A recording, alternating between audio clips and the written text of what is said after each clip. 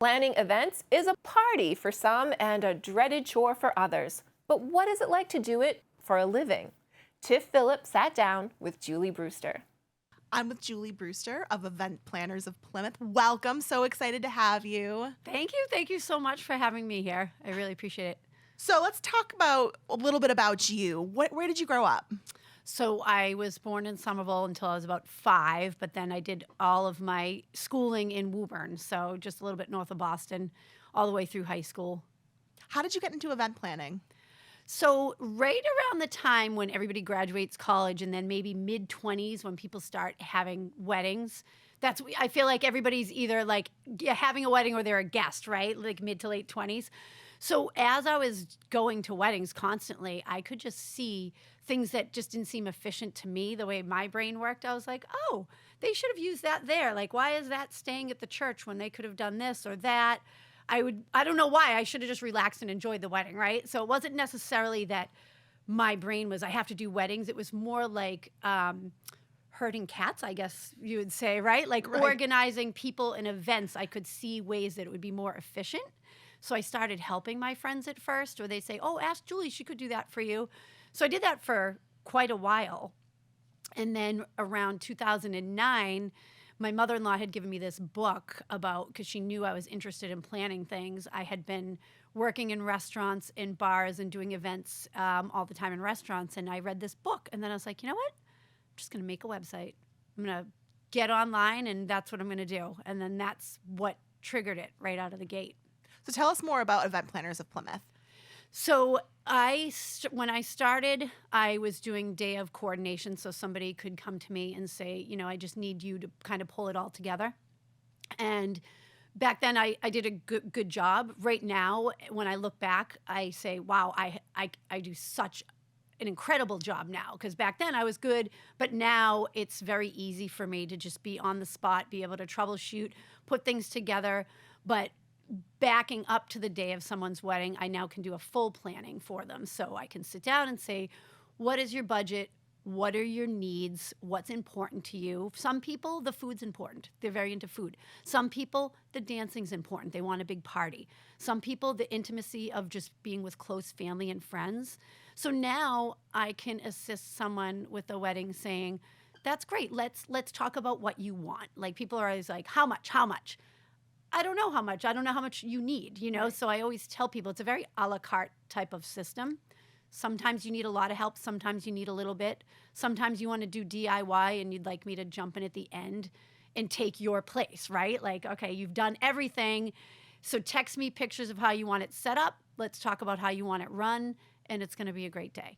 How far in advance do you think people should start planning their weddings? So definitely at least a year, and I do think it all depends on where you're going to get married. So if you're at a venue, you don't necessarily need to plan too much further than that. You just want to pick the date. So that's what happens, right?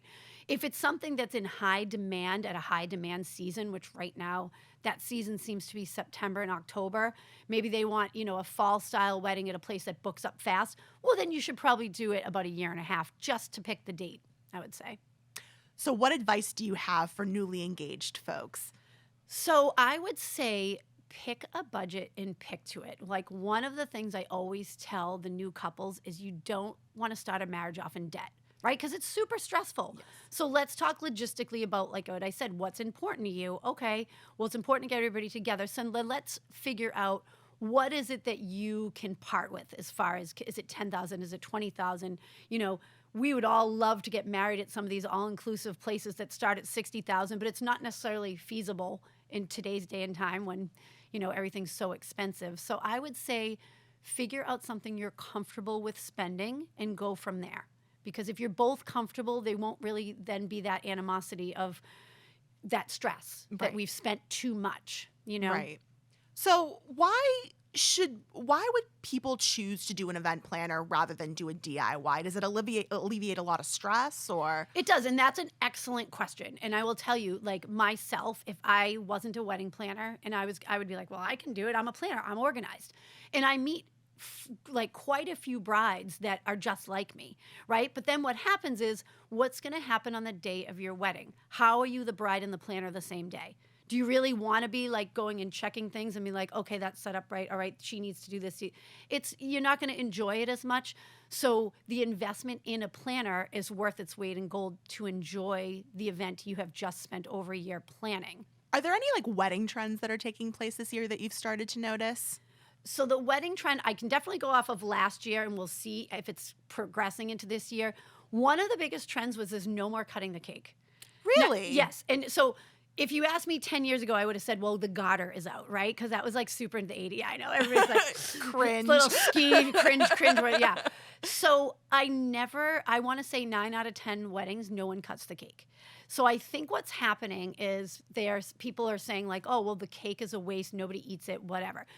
I actually agree with that. However, what I usually tell couples is, hey, you don't have to cut the cake.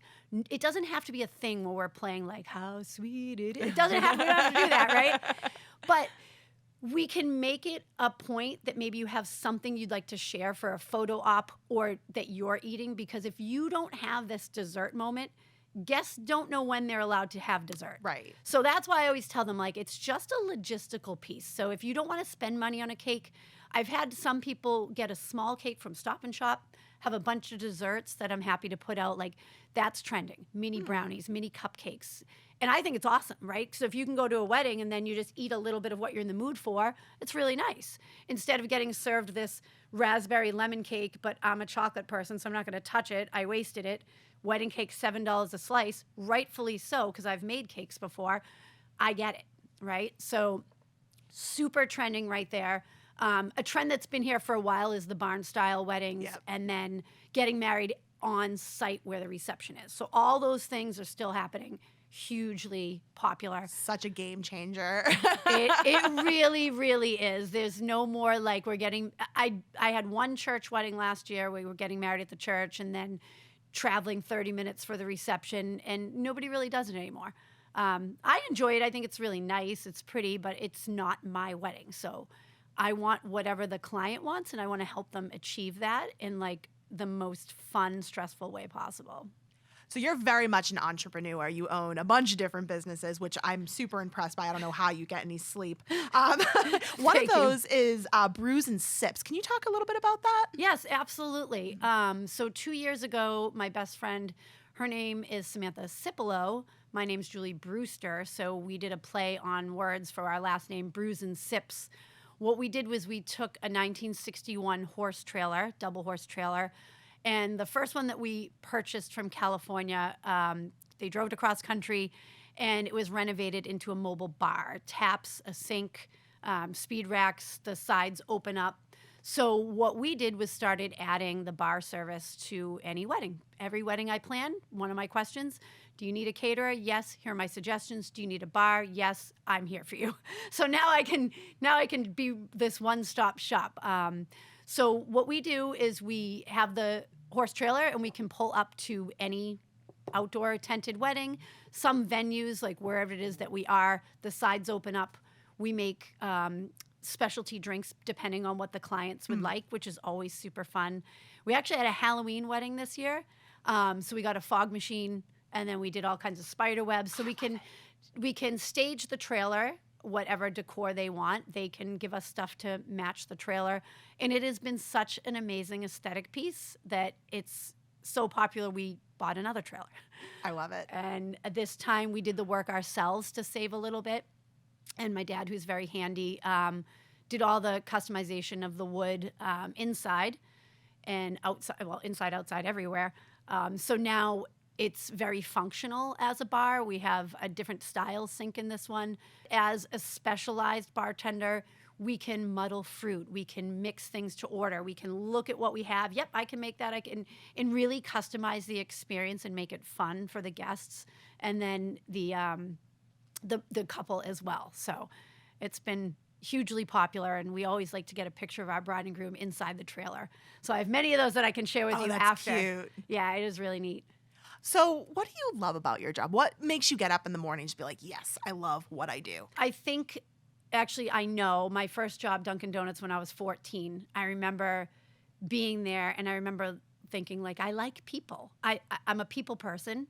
and it's okay if other people aren't. I happen to be, and I like giving people a smile. And I remember at just such a young age, I was saying to myself, I'm going to own this Dunkin' Donuts someday.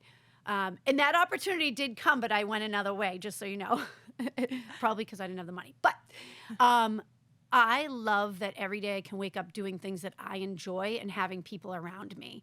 So knowing that I'm making a difference in other people's lives, but that's what gives me great pleasure. So it took me an awful long time to figure out the niche in which I would do these types of jobs. I've done every job under the sun like most people, right? Especially when you're younger, between the Dunkin' Donuts and then bartending. I was a high school Spanish teacher. I was a cheerleading coach. I was all over the place. You're a Renaissance woman. And it's not that I didn't enjoy those things, but they were like, it didn't give me that, oh, I can't wait. Like with weddings, like I can't wait to help you. I can't wait to talk about it. I want to see what you have.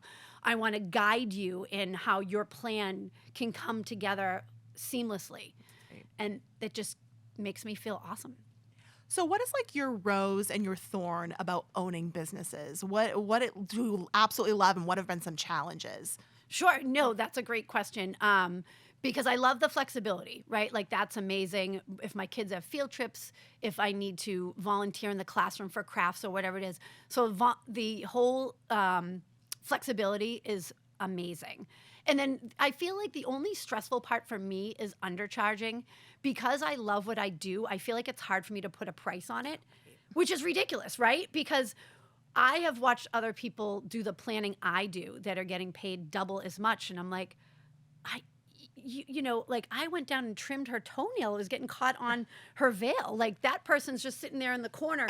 And this is a true story because I was hired as a planner, even though this couple had a planner.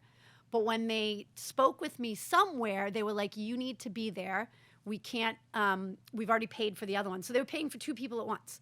And I remember being there and the other planner was like, what should we do about this? And I'm like, you've been planning it for a year and a half. I just stepped in 2 weeks ago. But I think that what happens, everyone in life has a job, and sometimes you're doing it for the money, and sometimes you're doing it because it comes naturally and you happen to get paid, which is the ultimate goal in my life, was to do something that I enjoyed that came naturally, that I was getting paid for. What are some advice you have for folks maybe just starting their own business for the first time? Something you wish somebody had told you when you first got started?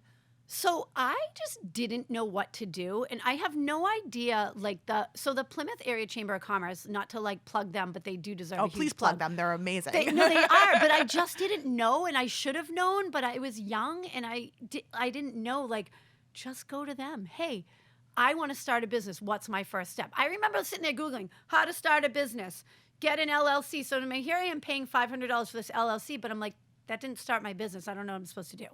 So it was a very confusing time, but I also had 3 little kids and I was trying to do, all these things, working like at bar at night so I could take care of the kids. So I just didn't know where to start. Right. But if somebody wanted to start a business, I would say, go to your local chamber. And if you happen to live around here, well, you are so lucky because they are ridiculously amazing.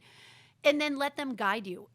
Get your website, name your business. Like my best thing I ever did, which just came from my brain miraculously, was I named my business based on a Google search. So if you are sitting here in Plymouth and you're like, I need an event planner. Can Google access your location? Yes. I come up number 1 every time. That's genius. Never paid Google a dime. And a majority of the things I do, I'll say, oh, how did you find me? I just Googled, you were the first and you had great reviews. Awesome. Where do you see yourself going from here? What does the future hold for you? So, in 45 minutes, I'm going for a dance lesson. No, just kidding. I was kidding. So what I plan to do, the bar service is growing super fast, and we're creating our own canned cocktail. Should launch this spring is the plan there.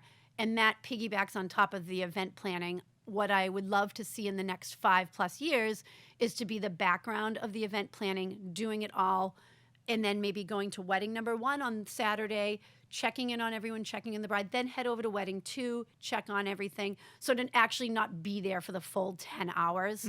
I would like to almost be the general contractor of the weddings and then have my girls be able to take it in stride and just do the whole wedding on their own with me checking in. And what about for you personally? Personal? What do you mean? I don't have any personal time. Tiff, there's no personal time, all right? These bags under these eyes, I didn't have to paint those on.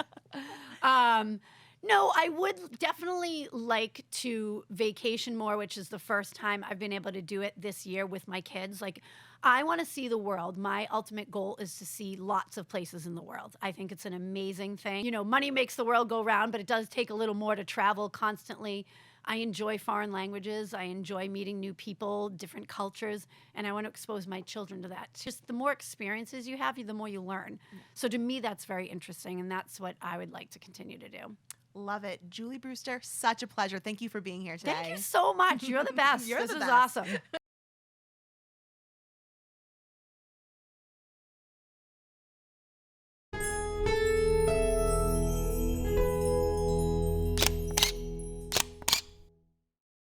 Hey friend, thanks for stopping by. If you like this video by the local scene, share the love and give it a thumbs up. And don't forget